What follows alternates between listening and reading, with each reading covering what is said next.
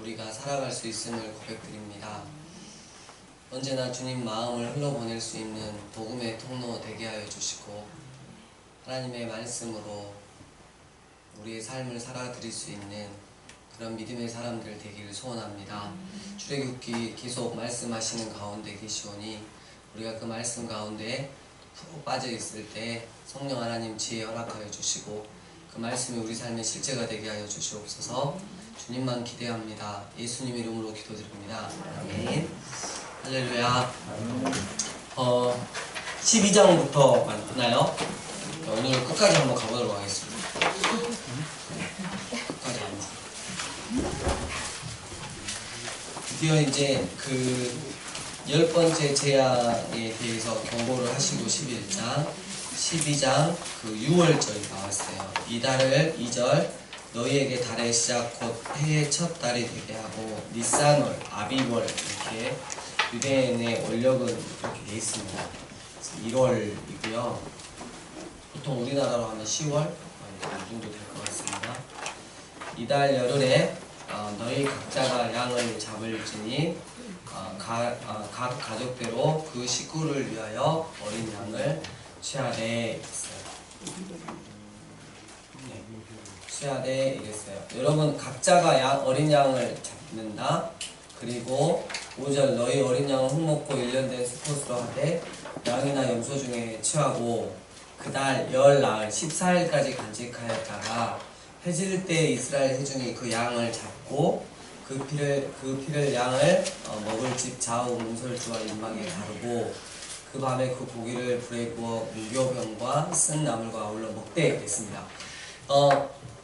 계속해서 어린 양이 나오는데 각 가정별로 잡으면 어린 양들 복수의 표현이 되어야 하지만 계속해서 단수의 표현입니다.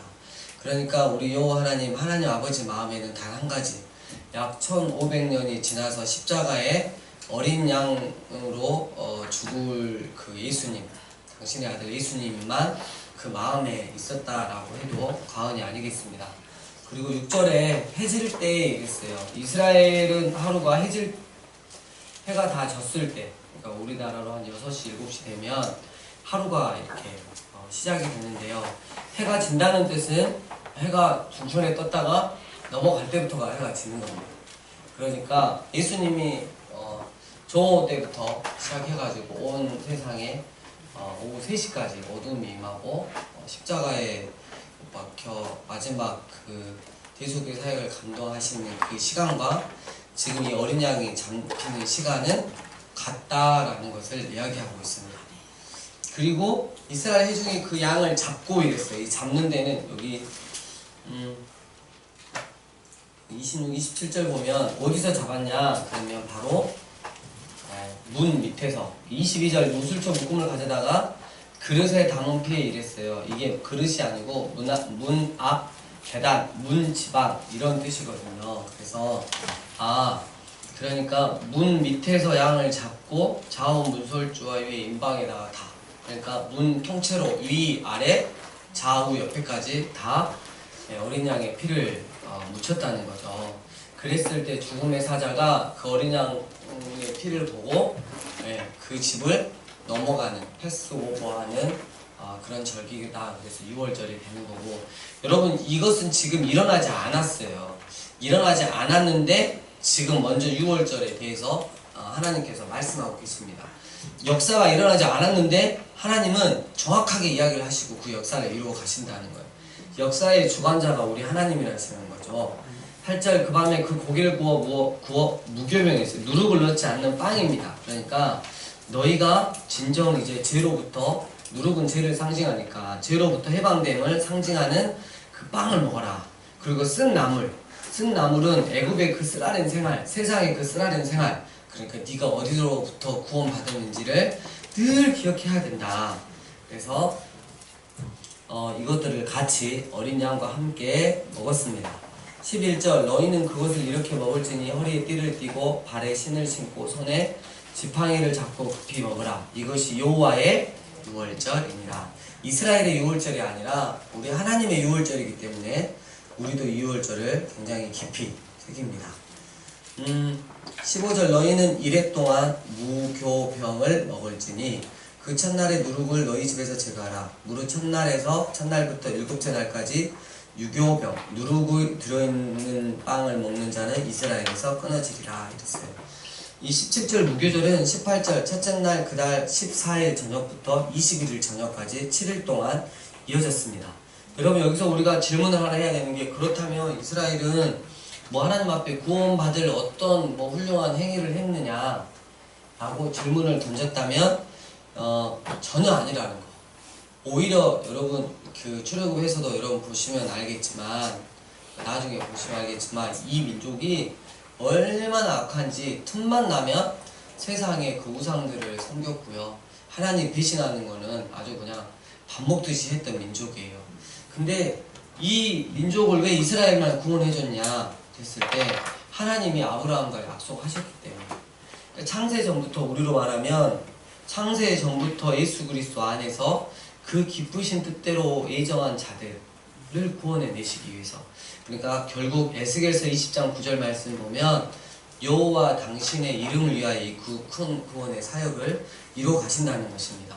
여러분 우리가 그 마음으로 믿어 구원을 받았다고 우리가 이렇게 고백할 때 우리의 삶을 돌이켜보면 아 내가 정말 의로워서 하나님 앞에 구원을 받고 이렇게 살아가는 거구나 이렇게 되어진 사람은 한 명도 없다는 거. 아, 나 죄인이었어.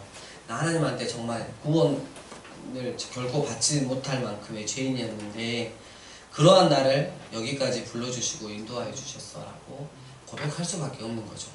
그래서 이스라엘의 상황이나 지금 우리 삶의 예비교회 상황이나 똑같다는 거예요. 그러니까 네가 어디서부터 구원받았는지를 정확하게 알고 정말 하나님의 약속 그리고 하나님 당신의 이름을 위해서 우리를 구원해 주셨으니까 우리가 어떻게 해요? 하나님 이름을 위해서 이제 그 다음 살아드려야죠. 양심이 있으면. 그죠? 26절 이후에 너희의 자녀가 묻기를 이 예식이 무슨 뜻이냐 6월절에 대해서 정확하게 이야기를 하라는 거죠. 자녀교육 함께 한다는 거죠.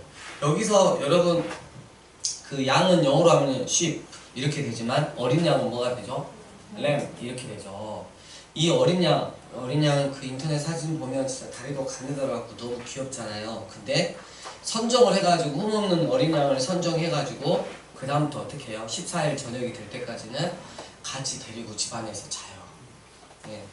그러니까 그 자식같이 여기게 되겠죠. 너무 예쁘겠죠. 근데 너무 사랑스럽고 예쁜데 14일 저녁에는 잡아야 한다는 죽여야 한다는 그러니까 하나님 아버지 마음을 느껴보라는 거죠.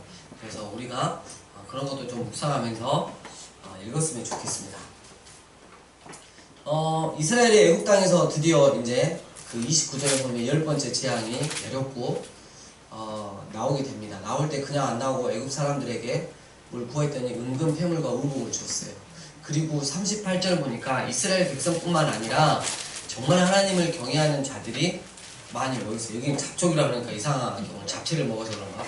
잡족하고 좀 상관이 있는데 이렇게 좀 해석하면 그러죠. 수많은 다른 민족과 이렇게 하면 오죽이나 좋았을 것을 잡족이라니까 잡것 막 이렇게 해석이 되는 거예요.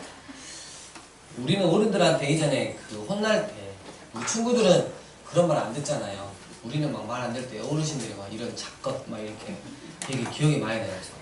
나는 난 잡것인가 보다. 잡것인가 이렇게 생각하고 그렇게 지냈던 기억이 꽤 예수님 만나고 자존감이 많이 올라갔어요. 아 나는 잡것이 아니구나. 귀한 것이구나 이렇게 알았죠. 자 47절 이스라엘 회중이 다 이것을 지킬지니라. 너희와 함께 거류하는 타국인이 여호와의 유월절을 지키고자 하거든 그 모든 남자는 할례를 받은 후에 기꺼이 가까이 하리니 이렇게 해가지고 나오고 13절에 무교절이 나오고요.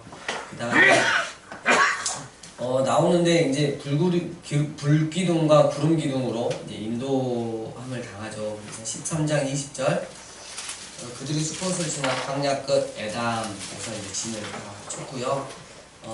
드디어 이제 14장에 홍해바다 앞으로. 그러니까 여러분 저를 잠깐 보시면 여기가 이제 그 애굽이에요. 이집트에서 그 엄청난 거리를 3일 밤낮을 쉬지 않고 이렇게 오게 되는 거죠. 그래서 지금으로 말하면 이렇게 지금 이렇게 다 V자로 이렇게 홍해 바다가 있는데 홍해 바다 잘못했어요. V자 홍해 바다가 있는데 이렇게 건너가가지고 요 뒤쪽에 있는 이 홍해 바다를 건너지 않고는 그냥 바로 이렇게 모세가 40년 전에 미디안 광야 들어갔던 것처럼 그냥 그렇게 똑 들어가면 하나님의 산이 있는데 굳이 길을 돌려서 어떻게 하죠? 이 홍해 바다 가운데 있는 비아히롯이라는 곳으로 인도를 당하죠. 들어가서 딱 보니까 삼각주가 형성이 딱 돼 있어요. 능히 200만 명 이상이 거주할 수 있는 이렇게 서 있는 곳이 될 수 있는 곳이 딱 있는데 좌우에 산이고 뒤에서는 누가 쫓아오죠? 애국 군대가 쫓아옵니다. 정말 아무것도 할 수 없는 상황으로 막혔죠. 하나님의 능력을 보여주시고자 함도 있었고요. 이 홍해하는 고린도전서를 보면 무슨 의미를 상징하냐면 그 바다 가운데로 촥 지나감으로 인해서 우리에게 이제는 너희가 죄에서 해방됐고 하나님의 자녀가 되었다는 세례식을 의미한다고 그랬습니다. 아무튼 이 홍해 바다에 그 다다랐을 때, 그러니까 절대적인 어려움 앞에서 한 믿음의 올바른 자세가 지금 14장 이제 쭉 나오죠. 11절에 근데 그들이 또 모세에게 이르되 애굽에 매장지가 없어서 당신이 우리를 이끌어내어 이 광야에서 죽게 하느냐? 막 이렇게 했을 때 그 모세가 가만히 서 있으라. 여호와의 일하심만 믿고 기다려라. 막 이렇게 하는 게 나와 있습니다. 그래서 13절, 막 14절 이렇게 나오죠. 근데 모세가 백성에게 두려워하지 말아라. 하나님이 큰일을 행하시겠다. 하고 계속 가만히 있으니까 15절에 어떻게 해요? 여호와께서 모세에게는 어떻게 하죠? 너는 어찌하여 내게 계속 부르짖기만 하느냐? 이스라엘 자손에게 명령하여 앞으로 나가게 하라! 막 해가지고 믿음은 결국 여러분 하나님 앞에 하나님의 일하심만 기대하고 딱 섰을 때 하나님이 마지막에는 뭘 주셔요? 사인을 딱 주시는 거예요. 액션! 이렇게 하면 시작하는 거죠. 그래서 이 믿음의 공식을 우리가 저번에 말씀 가운데 찾았습니다. 첫 번째, 상황을 묵상하지 마라. 두 번째, 너의 생각과 방법대로 행하지 마라. 세 번째, 너 스스로 무엇을 해보겠다는 모든 시도는 중단하여라. 네 번째, 대신 나 여호와 하나님을 절대 신뢰하고 말씀과 기도로 결론내라. 다섯 번째, 그런 후에 너는 가만히 서서 나를 바라보아라. 언제까지? 내가 사인 줄 때까지. 여섯 번째, 나의 때가 되어 내가 사인을 부을 때 너는 믿음의 발걸음을 떼어라. 일곱 번째, 그러면 너는 반드시 너를 위해 일하는 나 여호와 하나님을 경험하게 될 것이다. 이런 믿음의 공식을 우리가 발견하게 되었습니다. 그래가지고 이야기를 너무 많이 했기 때문에 생략을 하겠습니다. 그래서 홍해 바다를 건넜고 결국 홍해 바다를 건넌 다음에 쫓아오는 이스라엘이 아니라 그 애굽의 군대들은 다 물살이 당했고 지금도 그 바다 안에 홍해 바다 안에는 그 증거가 있다 없다? 있다라는 거. 그래서 너무 감사해서 15절 모세가 노래를 부릅니다. 계시록 15장과 연결되는 노래입니다. 자, 22절로 넘어갑니다. 15장. 어떤 분이 그러더라고요. 이 성경 통독을 좀 많이 좀 읽었으면, 많이 좀 설명해 좀 많이 읽을 텐데, 별로 이렇게, 읽을 거리가 별로 없다는 거예요. 그러니까, 진도를 천천히 나간다고 지금, 누가 민원을 냈기 때문에 오늘 제가 출애굽기 끝까지 가겠다. 또 누가 이번 주에, 너무 빠른 것 같아요. 그럼 다음 주에 또 천천히 하고. 이렇게 얘기해요. 저는 여러분 아시는 거 보면 팔랑귀 아세요? 팔랑귀? 네, 나무 말에 아주 굉장히 잘 흔들립니다. 자, 모세가 22절 홍해에서 이스라엘을 인도하며 그들이 나와서 이제 무슨 광야로 갔어요? 이전에는 이런 광야의 지형이 되게 궁금했는데 지금은 전혀 궁금하지 않습니다. 왜냐하면 하나님의 말씀을 그대로 믿기 때문이죠. 그래서 거기가 어디냐가 지금 중요하지 않죠. 근데 23절 어디요? 마라. 그 물이 써서 마시지 못하겠으므로 이랬어요.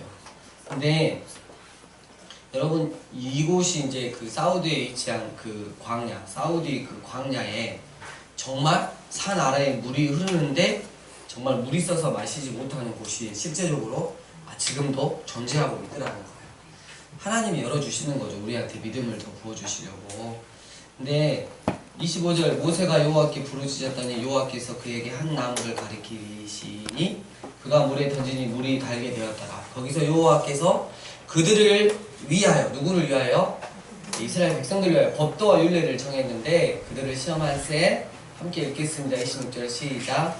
이르시되 너희가 너희 하나님 나 여호와의 말을 들어 순종하고 내가 보기에 의를 행하며 내 계명에 귀를 기울이며 내 모든 규례를 지키면 내가 애굽 사람에게 내린 모든 질병 중 하나도 너희에게 내리지 아니하리니 나는 너희를 치료하는 여호와입니다. 아멘. 여러분, 하나님께서 말씀을 주신 이유가 우리에게 뭐요? 복 주시려고. 네. 네 자신을 의지하는 것보다 어떻게 해요? 하나님을 의지하면 복이 임하는 거죠. 여러분, 제가 자꾸 이야기 드리지만 무신론자들 그리고 하나님에 대해서 이렇게 많은 그 비방과 막 그 교회에 대해서 공격을 가하시는 분들의 10중 8구는 뭐냐면 하나님의 주권을 인정하고 싶지 않죠. 결론은 뭐냐면 내 마음대로 내 인생 살고 싶은 거죠. 여러분, 그러니까 제가 많이 보면서 책도 읽으면서 이 무신론자들 책도 읽으면서 그걸 깨달았어요. 아, 이 사람들의 결론은 내 인생 내가 알아서 할 테니까 건들지 마라. 근데 하나님을 인정하는 순간 내 인생이 아니고 하나님 인생이라고 이렇게 하는 거죠. 근데 여러분, 성경에서는 뭐냐면 하나님께서 너희의 마음을 나한테 주면 너희가 내가 이렇게 명령한 말씀, 하나님 사랑하고 이웃을 사랑하라는 이 말씀대로 살아가면 내 수준의 복을 줄 거야. 이렇게 하고 있는데 여러분, 일단 여기에 하나님 말씀에 빠지고 하나님 은혜에 빠지면 못 헤어나와요. 이게 너무 행복하기 때문에. 근데 이 내 자신을 끊고 거기 안에 하나님 말씀 안으로 들어가기까지가 그렇게 힘들다는 거죠. 한 번 빠지면 안 나와요. 여러분, 우리 조그만 아이들 그 여름에 물놀이 갈 때 계곡 들어가면 처음에 막 차워가지고 어때요? 후후후 막 이렇게 하고 막 아이리 정도 되는 애들, 주원이 같은 애들은 어때요? 안 들어가려고 그러죠. 근데 일단 물맛을 한번 보고 들어가면 어때요? 네, 입이 막 그렇게 들려. 그만 나와! 나 더 넣을 거야! 막 이러잖아요. 딱 그런 상황이 된다는 거예요. 지금 하나님께서 그 말씀을 하시는 거예요. 일단 한번 하고 물속으로 한번, 은혜의 물속으로 한번 들어와 봐라. 정말 레벨구가 다르다. 이렇게 이야기하는 거죠. 27절 엘림으로 갔고요. 그다음 16장 1절 두 번째 줄 엘림과 신내산 사이에 있는 신광야. 여러분, 이 신광야에서 여러분 뭐가 있죠? 여기 밑으로 내리면 하나님 뭘 주셨죠? 네, 딱 보니까 16장 보니까 뭐가 있어요? 네, 만나 사건이 나오잖아요. 여러분 읽어보시고 딱 하나. 여러분, 이 신광야의 SIN 신 죄입니다. 죄. 광야의 이름이 뭐예요? 죄예요. 죄. 근데 정말 재밌는 게 뭐냐면 이 죄 광야에 말씀이신 뭐요? 만나 되시는 예수님이 내려오신 거죠. 여러분, 우리가 여전히 구원을 받았는데 홍해 사건, 그 다음 6월절 홍해 사건 중에서 죄사함을 받고 살아가는 이 민족에게도 여러분, 이 광야, 이 죄 많은 이 세상에 살다 보면 뭐요? 죄를 지을 수밖에 없다고. 그래서 하나님께서 뭘 내려주신 거예요? 만나를 내려주신 거예요. 생명의 빵이신 너 이거 먹어야지. 말씀 되신 예수님, 이걸 먹어야지 너희가 살 수 있다라고 메시지 하는 것 같아요. 저도 이번에 출애굽기 공부하면서 이걸 깨달았어요.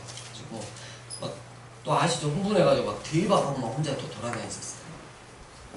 이 엄청난 진리를 깨달아가지고 우리 애들이나 막 사모님한테 이야기하면 알았어 이렇게 답장이 오면 진짜 이 말씀 너무 귀하지 않아?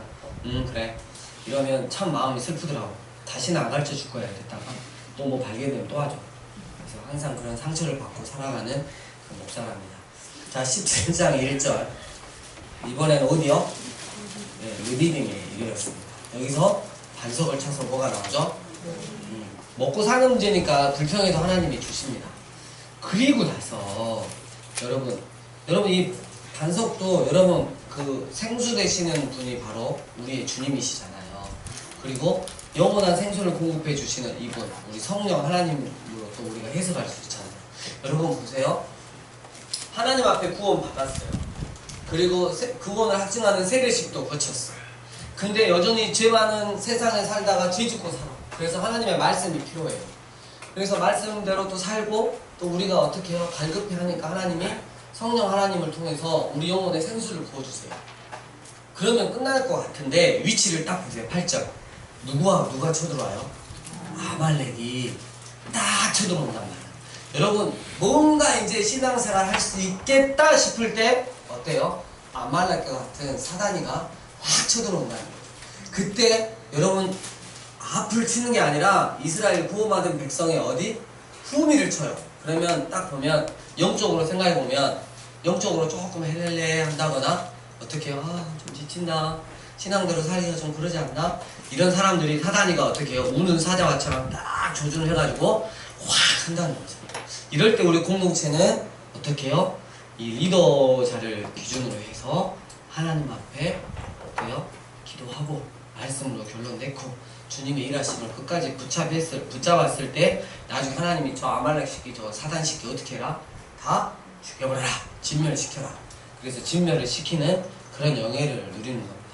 이 아말렉과의 전투의 위치가 저는 써놨습니다. 대박 이렇게 써놨습니다. 성경에. 그리고 그다음에 넘어갑니다. 왼쪽으로 다 끝낼 것 같죠? 19장. 이스라엘 자손이 애굽 땅을 떠난 지 3개월이 돼간 날, 2개월이 딱 지난 다음에 어디에 이르렀어요? 드디어 하나님의 산 시내산이 있는 시내 광야에 이르렀습니다. 이때 하나님의 산에 모세가 올라갑니다. 그랬더니 하나님이 제안을 하나 하십니다. 5절 6절 함께 읽겠습니다. 시작. 내가 나에게 속하였나니 너희가 내 말을 잘 듣고 내 언약을 지키면 너희는 모든 민족 중에서 내 소유가 되겠고 너희가 내게 대하여 제사장과 나가며 거룩한 백성이 되리라. 너는 이 말을 이스라엘 자손에게 전할지니라. 아멘. 세계가 다 내게 속했다. 너희가 내 말을 잘 듣고 내 언약을 지키면 내가 너 책임지겠다. 이렇게. 그래서 백성들한테 내려와서 전했더니 백성들이 18절 두 번째 줄 우리가 다 그렇게 행하겠습니다. 모세가 올라가서 그 말을 전해요. 그래가지고 그 다음에 또 올라가요. 그리고 이제 내려왔을 때 20장 10계명은 모세에게만 주는 게 아니고 여러분 어때요? 네, 이스라엘 백성들이 있을 때 이 시내산 아래에 있을 때 하나님의 그 음성으로 선포된 말씀입니다. 하나님이 이 모든 말씀으로 말씀하여 이르시되 나는 너를 애굽 땅 종되었던 집에서 인도하여 낸 내 하나님 여호와라. 이거는 영적으로 해석하면 애굽 땅 세상 사탄의 종이 되었던 곳에서 인도하여 낸 내 하나님 여호와다. 때문에 너는 나 외에 다른 신들을 내게 두면 안 된다. 그리고 너를 위하여 너의 탐심을 위하여 만들어내는 그 어떤 우상이라도 네 앞에 두면 안 된다. 난 다른 건 몰라도 네가 네 욕심으로 이 세상 가운데 이루고 하는 그 어떤 것 우리에겐 특별히 막 그 제일 힘든 게 아마 물질이 될 것 같아요. 이런 것들 하나님보다 더 사랑하는 어떤 것들을 네가 만든다면 우리 다음 세대에게는 연예인들이 많이 될 수 있겠고요. 핸드폰이 될 수 있겠고 나는 결코 그걸 자시하지 않겠다. 그런 말씀이 나오고요. 그 다음에 그 7절에 너는 내 하나님 여호와 이름을 망령되이 부르지 말라. 말씀을 하나님 여호와 이름을 함부로 오용하지 말고 잘못 사용하지 말고 거기다 플러스 이 말은 뭐냐면 말씀대로 네가 살아서 말씀이 정말 영광받는 너의 삶 가운데 영광받는 그런 모습을 지녀야 된다 이렇게 말하고 있고요.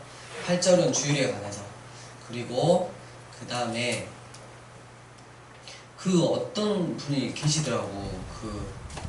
이렇게 주일에 큰 사업체를 경영을 하세요. 네, 근데 목사님이시거든요. 협동 목사님이신데 거기 다니는 직원들을 전도를 해왔어요. 제 기억으로 전도를 해가지고 주일 예배를 드려요. 정말 어마무시한 거죠. 근데 점심 먹고 다시 일하러 가더라고요. 월급도 많이 준대. 교회 나오니까. 근데 여러분 여기 보면 문제가 있어요. 네. 내 아들이나 내 딸이나 내 남종이나 여종이나 똑같이 주일을 쉬면서 오직 하나님을 사랑하고 하나님께 집중하고 그의 몸도 좀 쉬고 이렇게 해야 되는데 여러분 어때요? 다 잘 전도도 하고 어때요? 월급도 많이 주고 한 것 같지만 결국 어때요? 결국 자신의 재산의 축적 때문에 이 말씀을 지키지 못하는 거죠. 그러니까 이러면 안 되는 거예요. 여러분 우리가 그 여호수아 말씀 볼 때 하나님의 말씀을 너 어떻게 지키라고요? 다 지켜. 그러니까 나한테 제일 부담스러운 말씀을 지키는 거예요. 나한테 제일 부담스러운 말씀을 제껴두고 이건 내가 약하니까 제껴둬버리고 다른 말씀 지킨다? 아니 그게 아니에요. 나한테 제일 어려운 그 말씀을 그 어려운 것들을 뛰어넘어 버리면 정말 그 다음부터는 참 자유가 오는 것입니다. 그리고 12절 내 부모를 공경하라 이랬어요. 부모를 공경하라는 건 우리가 세상적으로도 많이 하지만 우리는 그런 게 아니고 거기다가 추가해서 부모님은 믿음의 본을, 자녀는 그 믿음의 본을 보이는 부모님을 완전 따라가고 순종하고, 이런 의미다 그랬죠. 살인 마음까지, 간음 마음까지, 도둑질, 그리고 16절 거짓인 거. 우리 안에 특별히 어른들은 이제 좀 많이 달라지지만 다음 세대 아이들이 자라면서 아무렇지도 않게 거짓말하는 경우가 너무 많다는 거죠. 아이들이 아직 성숙하지 못하다 보니까 그 두려움 앞에서, 혼날 것 같은 그 두려움 앞에서 순간순간 거짓말을 내뱉는데, 이건 정말 하나님 앞에서 꼭 고쳐야 할 부분입니다. 그래서 혹시라도 내가 나도 모르게 거짓말이 확 튀어나왔다면 죄송해요 부모님, 죄송해요, 제가 순간 거짓말을 했네요, 하나님을 두려워하는 마음으로 앞으로 그러지 않겠습니다, 이렇게 해야 돼요. 여러분, 이런 인성들이 형성이 됐을 때 사회에서 하나님은 귀 또 쓰이게 하신다는 것입니다. 이해 가셨죠? 17절 너무 탐하지 말아라. 그리고 이제 모세가 22절부터 네 번째 올라갑니다. 네 번째 올라가서 이제 시민법, 일명 여러분, 그러니까 레위기는 의식법이에요. 제사를 드릴 때 어떻게 드려라 막 이런 거고, 십계명은 주로 도덕법이에요. 하나님과 사람 사이에. 근데 이번에는 시민법이에요. 시민법. 22절부터 쭉 가는 건데, 21장 5절 만일 종이 분명히 말하기를 내 상전과 내 처자를 사랑하니 나가서 자연이 되지 않겠노라 하면 상전이 그를 데리고 막 재판에 가르치시오. 이런 이야기를 있다가 뭐요? 뭔 이 시대에 종이 있는 거예요? 시발 막 이렇게 할 수 있겠죠. 그러잖아요. 하나님 있는데 누구는 종이고 누구는 안 종이고 이러면 말이 안 되는 거지만, 여기서 이 종이 생겨날 수밖에 없는 거 뭐냐면, 너무 집이 가난해서 스스로 어떻게 해요?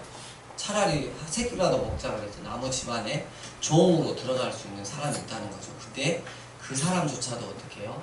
인격적으로 대우하라는 그런 시민법에 이렇게 속해 있는 겁니다. 그리고 23절 그러나 다른 애가 있으면 각대 생명은 생명으로, 눈은 눈으로, 이는 이로, 손은 손으로, 발은 발로, 된 것은 된 것으로, 상하게 한 것은 상함으로, 때린 것은 때림으로 갚을지어라. 이거는 제가 그랬죠. 약자 보호법이라고. 많이 가진 자가, 권력이 있는 자가 없는 사람 눈을 이렇게 막 해가지고 눈에 상처를 줬다, 함부로 해가지고 막 눈을 찔려가지고 눈이 막 실명이 됐다 이랬을 때, 하나님은 다른 거 요구하지 마. 너 아무리 권력 있고 잘 살아도 너도 눈 빼. 이렇게 하는 거예요. 그러면 그 다음부터 권력 있는 자가, 많이 가진 자가 없는 자를 무시할 수가 없죠. 왜 그냥 무시하면 자기도 어떻게 그대로 똑같이 당해야 하는 법이 있으니까. 그래서 이건 하나님의 사랑이 깃들여 있는 법입니다. 그리고 쭉 넘어가시고요. 22장 20절 여호와 외에 다른 신에게 제사를 드리는 자는 멸할지니라. 여러분 얼굴 표정이 지금 별로 안 좋으세요. 계속 진도를 나가니까. 자, 25절 네가 만일 너와 함께한 내 백성 중에서 가난한 자에게 돈을 구워주면 너는 그에게 채권자같이 하지 말되 이자를 받지 말지며, 이런 말씀도 있고요. 지금 계속 공부하는데 지금 어떤 분들은 생각하고 있을 거예요. 누가 진도가 느리다고 했을까? 입에만 끝나면 아주 잡아서 죽고 쳐야지. 계속 우리 안에서 지금 생각되는 거예요. 이게 누굴까? 배경할까? 이런 식으로 막 계속 계속 찾다 보면 나오게 되겠습니다. 그렇다고 또 백영아 집사가 단정적으로 기다 이렇게 생각하시면 안 돼요. 그냥 무슨 소리가 커서 이야기한 거예요. 네. 그렇다고 또 범인이 아니다라는 말은 또 저는 못하겠어요. 그건 몰라요. 23장 14절 너는 매년 3번 내게 절기를 지킬지니라. 그래서 6월절에 포함된 무교절과 그 다음에 16절 맥주절, 우리로 말하면 상반기 감사일에 있죠. 그리고 16절의 두 번째 주에 수장절, 이건 추수감사절에 해당됩니다. 자, 19절 내 토지에서 처음 거둔 열매에 가장 좋은 것을 가져다가 너희 하나님 여호와의 전에 드릴지니라 이랬어요. 여러분, 우리가 하나님께 나아갈 때 마음을 다해 나아가는 것도 중요하지만 내 마음에 머무는 그 어떤 물질과 그 어떤 것도 어떻게 해요? 하나님 앞에 드리면서 나가야 한다는 거예요. 그래서 하나님께 나아갈 때 어디 보면 빈 손으로 나오지 말아라 이런 뜻도 있어요. 여러분, 빈 손으로 나올 수밖에 없으면 어때요? 마음이라도 가득 채워서 나오면 됩니다. 헌금을 그날 드릴 게 없더라도 하나님 앞에 감사하는 것도 있으면 써내고 하나님 제 마음을 드릴게요 이렇게 하고 막 헌금하면 막 뚜껑이 너무 작다고 그래서 내가 내 몸을 드려야 되는데 내가 지금 들어야 되는데 저거 막 열어주라 그래가지고 그이 들어가란다고 막 그렇게 깽판을 치고 막 그러셔도 됩니다. 네, 좀 확 들어가면 장갑을 하니까. 자 24장 또 모세에게 이르시되 너는 아론과 나답과 아비후와 이스라엘 장로 70명과 함께 여호와께로 올라와 멀리서 경배하고 이랬어요. 그래서 9절에 올라갔고요. 그 다음에 12절 드디어 6번째로 올라갑니다. 그래서 내가 그들을 가르치도록 내가 율법과 계명을 친히 기록한 돌판을 내게 주리라. 이때 올라갔을 때 40주야를 읽는데 뭘 주냐면 십계명 앞에서 선포하셨던 십계명을 두 돌판을 취해서 하나님께서 직접 써가지고 십계명 돌판을 주셨고요. 그 다음에 뭘 주셨죠? 네, 성막을 주셨어요. 성막 설계도를 주셨어요. 그래가지고 25장 1절 여호와께서 모세에게 말씀하여 이르시되 이스라엘 자손에게 명령하여 내게 예물을 가져오라 하고 기쁜 마음으로 내는 자가 내게 바치는 모든 것을 너희는 받을지어다. 여러분 항상 그 예물은 하나님 앞에 어떻게 드려야 돼요? 기쁘게 드리면 되고요. 기쁨이 안 생기면 아직까지 하나님께서 그 믿음까지 요구하시는 게 아니니까 기쁘게 내실 정도까지만 드리시면 돼요. 친구들 알겠지? 억지로 더 드릴 필요는 없어요. 왜 그러냐면 결국 하나님은 받으시지 않으시니까. 이해 가셨죠? 내가 받은 은혜만큼 이렇게 드리면 되는 것입니다. 그리고 9절 물은 내가 내게 보이는 모양대로 장막을 짓고 기구들도 그 모양을 따라 지을지니라. 한국교회 고질적인 병들이 교회를 너무 크게 지은 나머지 부도를 맞아가지고 이단에게 넘어가고 법원에 이렇게 압류가 당하고 이런 교회들이 한두 개가 아니라는 거죠. 지금 왜요? 하나님께 받지 않고 어떻게 해요? 내 목회니까 성공했다는 걸 보이기 위해서 그리고 부잣집 많이 오라고 주차장만 확보해가지고 막 그렇게 지은 관계로 어떻게 된 거죠? 다 망하게 되는 거죠. 여러분 교회가 망하는 법이 있습니까? 제대로 된 교회는 하나님의 교회는 망할 리가 없죠. 그래서 이런 경우가 굉장히 많다는 거예요. 여러분 우리가 교회 이전 지금 몇 번 했죠? 2번 했죠. 언제나 하나님의 허락하신 만큼 그리고 우리 안에 기쁨으로 내는 예물 받는 만큼 그렇게 움직여가고 하면 되겠습니다. 참 감사한 것들이 많아요. 이전하면서 은혜를 받아야 되는데 이전하면서 시험이 들면 안 되는 거예요. 자 그리고 이제 드디어 성막 설계도가 나오는데 한 번에 끝나가도록 하겠습니다. 성막 보이시나요? 네, 맨 앞에 뭐가 있죠? 동쪽으로 문이 나 있어요. 그러면 가장 중요한 문은 하나예요. 성막에 들어가는 하나님의 임재를 상징하는 그리고 그 안에 제사함이 있는 성막으로 들어가는 문은 오직 하나 한 문이신 예수 그리스도. 그리고 동쪽으로 나 있기 때문에 딱 문 앞에 선다면 어떻게 돼 있어요? 동쪽을 등지게 서는 거죠. 등지고. 그래서 그 당시에 가장 그 사단을 숭배했던 그자들이 숭배했던 게 태양신이에요. 그러니까 내가 이 세상에 대해서 내 세상을 살아가고 있고 내 자신을 살아가고 있는 그 무언가에 대해서 등을 딱 정확하게 지고 하나님의 성막으로 들어갈 수 있다는 거죠. 결론이 나야지 하나님 은혜 안으로 들어갈 수 있어요. 이해 가셨죠?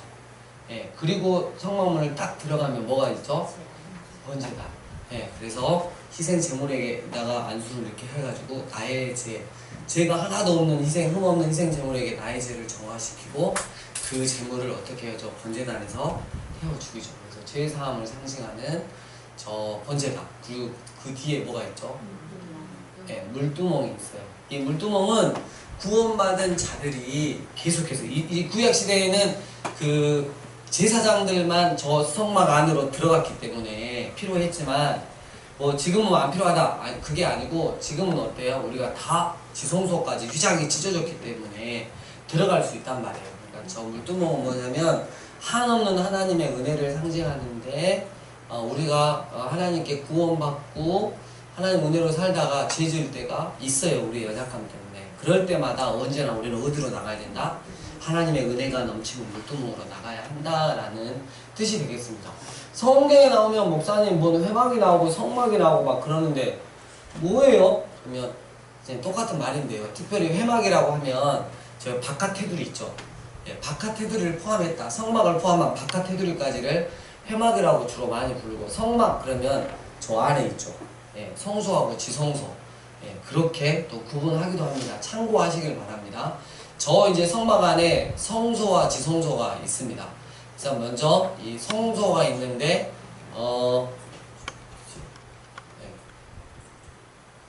헷갈린다. 이쪽이 북쪽인가요? 이게 동쪽이니까 아니 이쪽이 북쪽이구나. 네, 남쪽에 뭐가 있죠? 저거 아니 남쪽이 아니 거기가 북쪽이지. 남쪽에가 뭐가 있어요? 네, 등대가 있죠. 생명의 빛이신 예수님. 모든 게 예수님으로 다 상징이 되어 있어요. 그리고 이제 북쪽에는 진설병상 12개의 빵이 있었는데요. 거기에 이렇게 딱 이렇게 그 정금으로 만든 턱이 있었어요. 그래서 이스라엘을 지키시는 하나님, 또 생명의 빵이 되신 예수님. 그리고 그 앞에 이제 뭐가 있죠? 정면에 분향단, 네, 기도, 성도들의 기도도 상징할 수 있지만 중보자 되시는 예수님을 상징한다고 합니다. 그래서 우와, 성소 안에 들어갔더니 온통 뭐예요? 성소 안에도 예수님을 상징하는. 그리고 저 기둥이 몇 개 있어요? 네, 저번에 이스라엘 갔더니 해석을 하더라고요. 바깥에 기둥이 지금 5개 있죠. 그리고 안쪽에 몇 개 있어요? 4개 있어요. 바깥에 기둥 모세오경. 네. 그리고 이 4개가 지성소를 짓잖아요. 그래서 사복음서 이렇게 또까지 해석하더라고요. 예, 믿거나 말거나 합니다. 자, 그 성소에 지금 저 이렇게 널판들이 쫙쫙쫙쫙 이렇게 있잖아요. 이 널판 밑에는 저 은으로 만든 저 이렇게 은 받침대가 2개씩 있단 말이에요. 근데 여러분, 그 하나님께서 헌금을 거두실 때 부자는 어떻게 해라? 많이 내라. 그래서 부자가 힘든 거야. 가난한 자는 조금만 내라. 근데 그 널판 그 받침대는 똑같았어요. 반 세겔씩 내라 이랬어요. 그러니까 이 노동자 한 이틀 품삯인가 기거든요. 이번에는 차별이 없다. 잘 사는 사람이든 못 사는 사람이든 정확하게 뭘 내라? 반 세겔씩 내라. 이윤즉슨 저건 뭐냐면, 저게 나중에 그 가면 뭐냐면 그 성전세 안에 이제 이렇게 들어가 있는 뭐냐면 구속함을 받는, 속죄함을 받는 그런 의미를 갖고 있거든요. 그래서 여러분, 우리 예수님께서 구원을 다 누구에게나 동일하게 주시잖아요. 근데 이 구원의 기초 위에 서가는데 우리가 어떻게 해요? 그 속전, 이게 동일하게 속전세라 그러죠. 동일하게 적용이 된다는 것을 의미하고 있는 거죠. 부자에게도 동일하게 예수 그리스도가 필요하고, 가난한 자에게도 동일하게 필요하고. 그래서 이번에는 저걸 낼 때는 어떻게 해요? 예외가 없다. 그래서 모두 다 예수님의 구원에 그 속죄에 근거하는 자들이 내서 만드는 게 바로 성막이고, 지금으로 말하면 교회의 공동체가 되겠다. 이렇게 이해하시면 되겠습니다. 그리고 그 안에, 성소 안에 뭐가 있죠? 지성소가 있죠. 그래서 저 밑에 있는 게 뭐죠? 법궤라고도 하고, 증거궤라고도 하고. 원래 이제 그 저 안에가 뭐가 있죠? 십계명,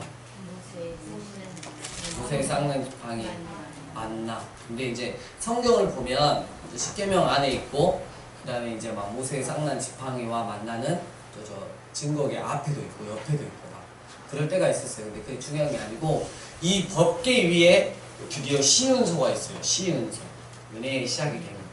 그리고 이 두 천사가 이렇게 딱 이렇게 스랍 천사가 이렇게 보고 있죠. 이 시은소에 1년에 한 번씩 대제사장이 들어와서 뭐죠? 피를 뿌리죠. 그 날을 대속죄일이라고 하죠. 그래서 이 대속죄일, 이스라엘 우리나라로 말하면 10월 10일이 되는데요. 이 대속죄일에 염소 몇 마리? 2마리 잡아서 하나는 천으로 싸가지고 광야로 보내고, 광야, 서쪽 광야로 보내고, 하나는 어떻게 해요? 이 성전 안으로 데려와서 잡고. 그러니까 하나는 아사셀 염소라고 그러죠. 보내어지는 염소라고 하는데, 여러분, 하나는 와서 어떻게 해요? 죄 사함을 위해서 번제물이 되고, 하나는 죄를 멀리 보내고. 이게 뭐냐면 예수 그리스도가 죽으심으로 말미암아 우리의 죄를 속하여 주고 우리의 죄를 멀리 보내셨다 라는 뜻이 있습니다. 그래서 이 지성소는 저렇게 되어 있고요. 이스라엘 사람들도 아직도 왜 1년에 한 번만 대제사장만 들어갈 수 있을까? 여기에 대한 의문을 가지고 있다고 합니다. 근데 여기까지 우리가 쭉 이야기를 해보면 여러분 그 성경은 우리는 동쪽에서부터 지금 문을 통과해서 쭉쭉쭉 가고 있지만 그 성경은 어떻게 나와 있냐면 25장 보면 맨 먼저 증거계획부터 나와요. 그러니까 여러분 우리가 뭔가 하나님 은혜가 필요해서 막 동쪽을 지나서 막 이렇게 가고 있는 것 같지만 이미 하나님의 사랑은 당신이 먼저십니다. 내 사랑이 먼저보다 당신의 사랑이 먼저예요. 그래서 증거계부터 쫙 오시는 거예요. 말씀 25장 보면 증거계부터 나와요. 그래서 21절 속죄소, 22절 거기서 내가 너와 만나고 이랬어요. 그래서 이런 말씀들을 쭉 읽어보시고 여러분 그 요한복음 1장 14절 보면 미시칸이라고 거하다라는 뜻이 있어요. 그러니까 이 성전이 구약에서는 이 성막에 이렇게 성막으로 그 다음에 그 솔로몬 시대에는 성전으로 이렇게 있었잖아요. 근데 이 성전이 주님이 오심으로 말미암아 이제 어디에 거한다? 바로 우리의 몸 안에 거하신다 그랬어요. 네, 그래서 이게 무슨 말이냐면 그러면 이 성막을 통해서 하나님이 오고 오는 세대에 알려주고 싶은 건 뭐냐면 출애굽기 이 성막을 통해서 알려주고 싶은 게 뭐냐면 이제 내가 너희 안에 네 안에 거하고 싶다. 넌 복음을 넌 예수 그리스도를 받아라. 믿음으로 반응해라. 그래서 여러분 저 안쪽에 있는 시운소부터 해가지고 쭉 나와가지고 성소를 보면 좌우에 뭐가 있었죠? 이 떡상하고 이 등대가 있었고요. 연결하고 쭉 눈까지 하면 정확하게 십자가 모양이 그려지게 돼 있습니다. 그래서 그동안 그 십자가를 막아놨더니 지성소 요거를 찢어서 주님께서 십자가를 이렇게 완성을 했고요. 그렇다면 또 여기서 출애굽기에서 정확하게 보여주는 게 성전, 교회는 건물이 아니라는 거예요. 교회는 어떻게 지어지는가? 바로 예수 그리스도의 보혈의 피로 지어진다는 거예요. 예수 그리스도를 머리로 모시는 공동체, 오직 예수님만 일하실 수 있는 공동체, 예수님만 일하게 하실 수 있도록 우리가 자리를 비켜드리고 예수님이 시키시면 우리는 그 복음의 통로를 감당하는 공동체가 교회가 되어야 하는 거예요. 특별히 이 마지막 시대 때. 그래서 그 이야기가 이야기가 이렇게 쭉 나와가지고 지금 31장까지밖에 못하겠네요. 다 끝내려고 했는데 못 끝나고 31장까지 읽으시면 되겠습니다. 그래서 출애굽기를 통해서 또 하나님의 그 마음을 좀 많이 누리셨으면 좋겠습니다. 여러분 진도가 또 너무 조금 나갔습니다. 그래서 오늘 범위는 굳이 잡으시지 않으셔도 될 것 같습니다. 베개나 십자 한숨 쉬어도 될 것 같습니다. 이렇게 하면 꼭 범인일 것 같은 느낌. 주님 가르쳐 주신 대로 마치겠습니다. 하늘에 계신 우리 아버지여, 이름이 거룩히 여김을 받으시오며 나라의 왕이시며 뜻이 하늘에서 이루어진 것 같이 땅에서 이루어지리이다. 오늘날 우리에게 일용할 양식을 주옵시고 우리가 우리에게 죄 지은 자를 사하여 주고 같이 우리 죄를 사하여 주옵시고 우리를 시험에 들게 하지 마옵시고 다만 악에서 구하옵소서. 내게 나라와 권세와 영광이 아버지께 영원히 있사옵나이다. 아멘.